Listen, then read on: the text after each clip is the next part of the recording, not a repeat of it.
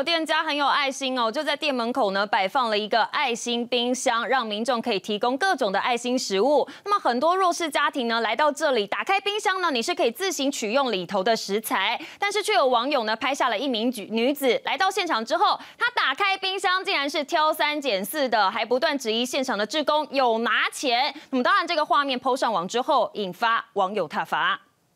专门提供爱心食物的爱心冰箱，从生食区到熟食区分门别类，相当贴心。但是却有民众到这边拿食物，却挑3拣4，让人好傻眼。 爱心冰箱提供多种爱心食物，让单亲妈妈、弱势家庭可以拿食物应急。但这样的爱心却被民众糟蹋。一名网友录下一段影片，说这名女子在冰箱前挑3拣4，不但动手捏面包，甚至差点和志工吵了起来，让附近邻居也快要看不下去。人家好心的啦，人家也有正业要做啊，对不对？人嘛是。